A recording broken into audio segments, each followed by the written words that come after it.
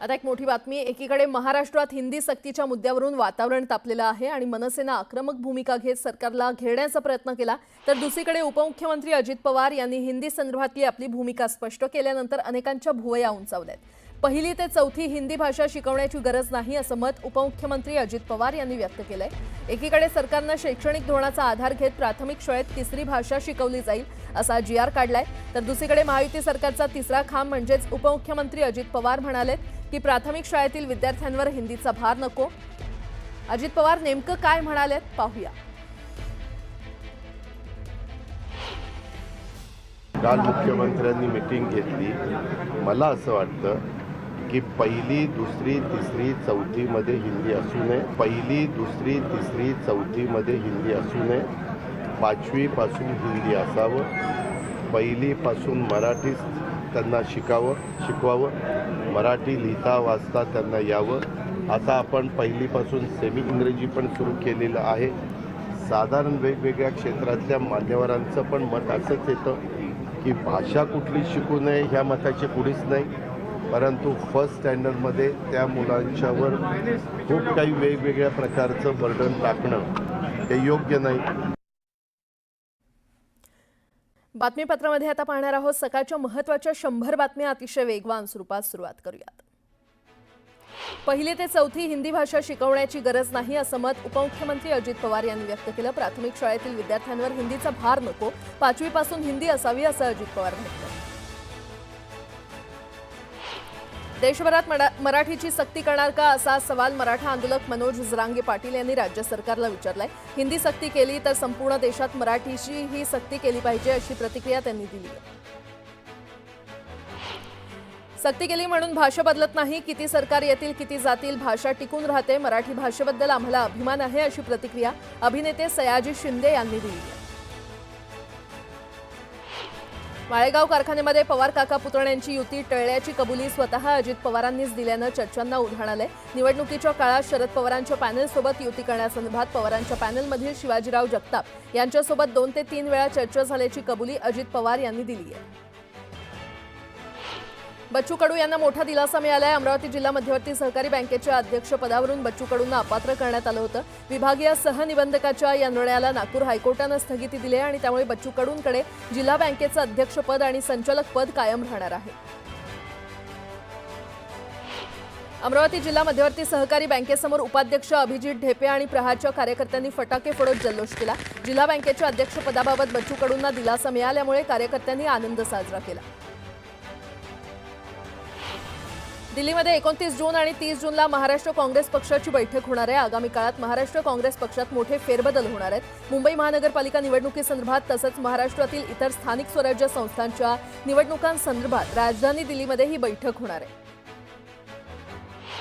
स्थानिक स्वराज्य संस्थांच्या निवडणुकीसाठी काँग्रेसनं रणनीती आखलेली आहे। ऑगस्ट महिन्यात काँग्रेस राज्यात जनसंवाद यात्रा काढणार आहे। गावोगावी जाऊन सरकारचं अपयश जनतेला सांगितलं जाणार आहे। गडचिरोली जिल्ह्यामध्ये अजित पवार गटाचे नेते माजी राज्यमंत्री धर्मराव आत्राम यांच्या मतदारसंघात त्यांची कन्या भाग्यश्री आत्राम यांनी कालपासून आंदोलन सुरू केले। विधानसभेतील आश्वासनावरून क्या हुआ तेरा वादा असं म्हणत भाग्यश्री आत्राम यांनी ठिय्या आंदोलन केलं। कंत्राटदारांनी कामगारांना विना सुरक्षा कामावर जुंपलं तर खबरदार असा इशारा कामगार मंत्री आकाश फुंडकर यांनी दिलाय। कामगारांना सुरक्षा साहित्य न पुरवणाऱ्या कंत्राटदारांवर कारवाई करणार असल्याचं मंत्री फुंडकर म्हटलंय। महाराष्ट्रातील तिसऱ्या आदर्श ग्रामीण आरोग्य संशोधन केंद्राचा कोनशिलेचा उद्घाटन केंद्रीय राज्यमंत्री प्रतापराव जाधव यांच्या हस्ते पार पडला। बुलढाण्यामध्ये हा समारंभ संपन्न झाला।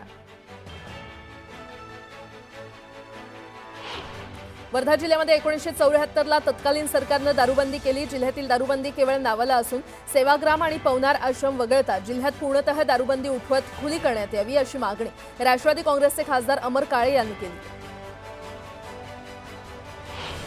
चिपळूणमध्ये उद्धव बाळासाहेब ठाकरे गटाचे नेते भास्कर जाधव यांच्या जनसंपर्क कार्यालयाचं उद्घाटन करण्यात आलं। भास्कर जाधव यांच्या पत्नीच्या वाढदिवसाचं औचित्य साधून उद्घाटन पार पडलं। यावेळी भास्कर जाधव यांनी गाणं गायलं।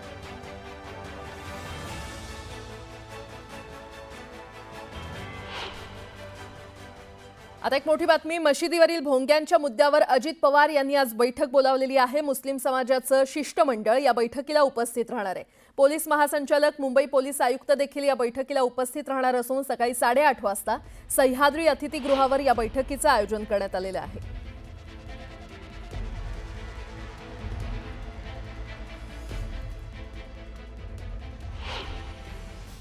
मंत्रालयात फक्त 20% कर्मचारीच उपस्थित असल्याचं वास्तव समोर आलेलं आहे. त्यामुळे मंत्रालयातील कारभारावर प्रश्नचिन्ह निर्माण झालंय. 20 जूनला 19,457 पैकी 3,795 कर्मचारीच मंत्रालयामध्ये उपस्थित होते. पत्रकार विक्रांत जोशी यांनी ही धक्कादायक माहिती समोर आणली आहे. मसाजोगचे सरपंच संतोष देशमुख प्रकरणाची पुढील सुनावणी 7 जुलै रोजी पार पडणार आहे. दरम्यान वाल्मिक कराडचा कटाचा सूत्रधार असून याबाबतचे पुरावे न्यायालयात सादर केले अशी माहिती वकील उज्ज्वल निकम यांनी दिली. नागपूर समृद्धी महामार्गावर अवघ्या 20 दिवसात खड्डे भरण्याची नामुष्की आलेली आहे आणि या महामार्गावर इगतपुरी ते आमणे दरम्यानच्या महामार्गावरील शहापूर तालुक्याच्या हद्दीत 20 दिवसात दोन्ही मार्गिकेवर खड्डे पडलेत. इगतपुरी ते आमणे या टप्प्याच्या कामावर 1,182 कोटी रुपये खर्च करण्यात आले. राजकोट किल्ल्यावरील छत्रपती शिवाजी महाराजांच्या पुतळ्याच्या ठिकाणी येणाऱ्या पर्यटकांना ड्रेस कोडची सक्ती करावी आणि पुतळ्याचं पावित्र्य राखावं अशी मागणी करत स्वराज्य शिवप्रेमी संघटनेतील महिलांनी पारंपरिक वेशभूषा परिधान करून फलक झळकवले. ठाणे जिल्ह्यातील मीरा भाईंदर शहरात 163 कुपोषित बालकं आढळून आलेली आहेत. यातील 9 मुलं अतितीव्र कुपोषित तर 152 मुलं ही मध्यम कुपोषित गटात असल्याची नोंद करण्यात आली आहे. उल्हासनगर शहरात पावसामुळे रस्त्यांवरील खड्ड्यांमध्ये वाढ झालेली आहे. या खड्ड्यांमध्ये पावसाचं पाणी साचल्यामुळे प्रवाशांना खड्ड्यांचा अंदाज येत नाहीये आणि त्यामुळे अपघातांचं प्रमाण वाढलंय तर वाहनांचं देखील मोठ्या प्रमाणात नुकसान होतंय. दिवा पाटील यांच्या स्मृतिदिनानिमित्त स्थानिक प्रकल्पग्रस्तांनी बाईक रॅली काढली. नवी मुंबई आंतरराष्ट्रीय विमानतळाला दिवा पाटील यांचं नाव देण्याची मागणी यावेळी स्थानिक प्रकल्पग्रस्तांनी केली. पनवेलमध्ये ताप, डोकेदुखी, सर्दी आणि खोकल्याच्या रुग्णसंख्येत वाढ झाली आहे. हा आजार थोडासा संसर्गजन्य असल्यानं घरात स्वच्छता आणि गर्दीमध्ये जाणे टाळण्याच्या सूचना पालिकेच्या आरोग्य खात्यानं दिल्यात. नागरिकांच्या सोयीसाठी महापालिकेनं रविवारी सुद्धा नागरी आरोग्य केंद्र सुरू ठेवलेले आहे. पिंपरी चिंचवडमध्ये डेंग्यू, मलेरिया आणि चिकनगुनियासारखे आजार रोखण्यासाठी पालिकेनं 11,41,663 ठिकाणांची तपासणी केली. त्यापैकी 7,167 ठिकाणी डास उत्पत्तीसाठी पोषक वातावरण असल्याचं आढळून आलं. त्यातील 1,292 जणांना नोटीस बजावण्यात आल्या. इयत्ता 1ली ते 4थी हिंदी नकोच असं राज्याचे उपमुख्यमंत्री अजित पवार बोलले होते. मात्र बाळासाहेबांच्या विचारांचे खोटे वारसदार अजून गप्पच आहेत. ते काय कारण असतील बरं, असा टोला मनसे नेते राजू पाटील यांनी नाव न घेता शिंदे गटाला लगावलाय. देशात विमानतळ नसलेल्या ठिकाणी हेलिकॉप्टर आणि लघु विमानांच्या उड्डाणाची सुविधा उपलब्ध करून देण्यासाठी लवकरच स्वतंत्र हवाई वाहतूक धोरण राबवण्यात येणार आहे अशी माहिती केंद्रीय नागरी उड्डाण मंत्री राममोहन नायडू यांनी दिलेली आहे. जून महिन्याच्या 29 तारखेपर्यंत पुन्हा मोठ्या उंचीच्या लाटा उसळणार असून पाऊस आणि वारा यामुळे तीव्रता त्याची वाढण्याची शक्यता आहे. समुद्रकिनारी असणाऱ्या घरांची तसंच किनाऱ्यालगत नांगरून ठेवलेल्या बोटीच्या सुरक्षिततेचा प्रश्न उद्भवणार आहे. कोयना धरणात गेल्या 24 तासात जोरदार पाऊस पडत असून 5 टीएमसी पाण्याची वाढ झालेली आहे. धरणात 41 टीएमसी पाणीसाठा जमा झालाय तर धरणात 31,252 क्युसेक पाण्याची आवक सुरू आहे. रत्नागिरी, रायगड जिल्ह्यामध्ये गेल्या 2 दिवसांपासून संततधार पाऊस कोसळतोय. रायगड जिल्ह्यामध्ये मंगळवारी सकाळपर्यंत सर्वाधिक पावसाची नोंद झाली आहे. काही भागात 100 मिलीमीटरपेक्षा अधिक पाऊस नोंदला गेलेला आहे. दरम्यान पुढील 2 ते 3 दिवस या भागात पावसाचा जोर कायम राहणार असल्याचा अंदाज हवामान खात्यानं वर्तवलेला आहे. नागपूरसह विदर्भातील बहुतेक जिल्ह्यात सोमवारी रात्रीपासून रिमझिम पाऊस पडतोय. बुधवार आणि गुरुवारी पावसाचा जोर आणखी वाढण्याचा अंदाज हवामान खात्यानं वर्तवलाय. शालेय शिक्षण विभागानं वर्षभरातील सुट्ट्यांची यादी जाहीर केली आहे. त्यानुसार शाळांना 52 रविवार वगळून वर्षभरात एकूण 76 सुट्ट्या असणार आहेत. त्यात दिवाळीच्या 10 दिवस आणि उन्हाळ्याच्या 38 दिवस सुट्ट्या असणार आहेत.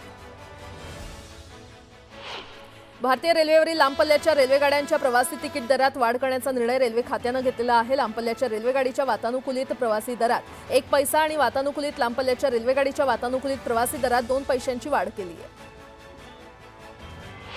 संत ज्ञानेश्वर माऊलींची पालखी पहाटे 4 वाजता जेजुरीहून पंढरपूरकडे मार्गस्थ झाली आहे. या प्रवास गेल्या 14 वर्षांपासून रांगोळी कलाकार राजश्री भागवत पुणे ते पंढरपूर दरम्यान ठिकठिकाणी रांगोळ्यांची पायघड्या घालतायत तर भाग्यश्री भागवत ही सेवा मोफत करतात. आषाढी एकादशीनिमित्त दुकानदारांनी भेसळयुक्त पदार्थांची विक्री करू नये यासाठी एफडीए प्रशासनानं विशेष मोहीम हाती घेतली आहे. आळंदी आणि देहू ही वारीची प्रमुख ठिकाणं आहेत. त्या मार्गावरील जी मुक्कामाची स्थळं आहेत तिथे काही संस्थांकडून अन्नदान केलं जातं, भंडारे आयोजित केले जातात. त्या ठिकाणी स्वच्छता किंवा अन्नाची सुरक्षितता आहे की नाही हे तपासलं जाणार आहे.